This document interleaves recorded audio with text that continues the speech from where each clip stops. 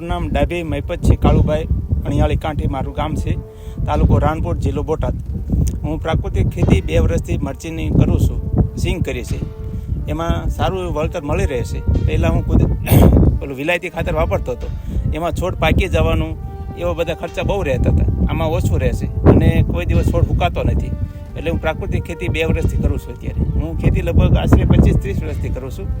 એટલે 2 વર્ષથી પ્રાકૃતિક ખેતીમાં અપનાવ્યું છે. સિંગ કરી છે, મરચી કરી છે, એમાં સારું ઉત્પાદન મળી રહેશે, છોડ સારો બને છે.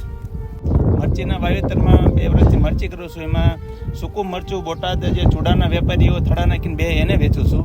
ગયા વર્ષે મારે 4300નું 20 કિલો મરચું વેચાણ હતું અને અમુક ટકા મરચું હું પોતે દળે અને ઘરઘરું વેચાણ કરું છું. એમાં નફો સારો મળી રહેશે. હું જેડીવાળા હાલમાં નાયબ બાગાયત નિયામક તરીકે બોટાદ જિલ્લામાં ફરજ બજાવું છું અને અમરેલી જિલ્લો પણ સંભાળું છું. હાલમાં બાગાયત ખાતાની જે કામગીરી છે એની મારા પર જે જવાબદારી છે એની ફરજ અદા કરું છું.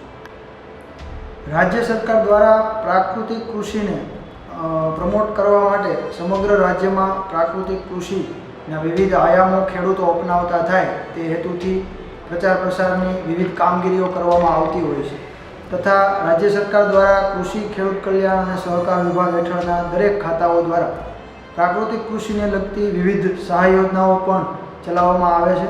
જેમાં બાગાયત ખાતા દ્વારા ચાલુ વર્ષે રાજ્ય સરકારે નવી યોજના તરીકે પ્રાકૃતિક કૃષિના માધ્યમથી શાકભાજીની ખેતી કરતા ખેડૂતોને સહાય આપવા માટેની ખૂબ સરસ યોજના લોન્ચ કરેલી છે. જેમાં પ્રાકૃતિક કૃષિ કરતા ખેડૂતોને પ્રતિ હેક્ટરે 20,000 રૂપિયા સુધીની માતબર રકમની સહાય આપવામાં આવે છે. ચાલુ વર્ષે બોટાદ જિલ્લામાં તથા દરેક જિલ્લાઓ માટે આઈ ખેડૂત પોર્ટલ મારફત અત્યારે પ્રાકૃતિક કૃષિ કરતા ખેડૂતોને શાકભાજીના વાવેતરની સહાયની ઓનલાઈન અરજીઓ ચાલુ છે. જે 2 માસ માટે ખેડૂતો પાસેથી ઓનલાઈન માધ્યમથી આપણે આ અરજીઓ મંગાવીશું, જેની છેલ્લી તારીખ છે 11 ઓગસ્ટ 2024. એટલે કે હજુ પણ 1 મહિનો સુધી આ અરજીઓ આપણે સ્વીકારનાર છીએ.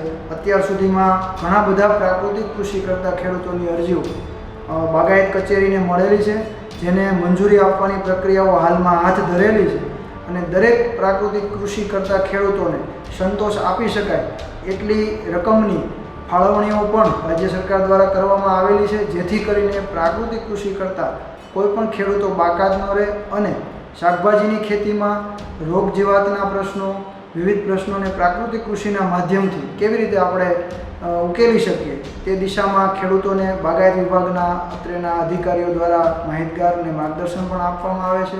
સાથે લોકોને પણ આરોગ્યપ્રદ શાકભાજીઓ કેમ મળી રહે એ દિશામાં સરકારશ્રી અને બાગાયત વિભાગ સતત ચિંતિત હોય છે. ત્યારે આ યોજનાનો વધારેમાં વધારે ખેડૂતો લાભ લે એવી નમ્ર નિવેદન છે.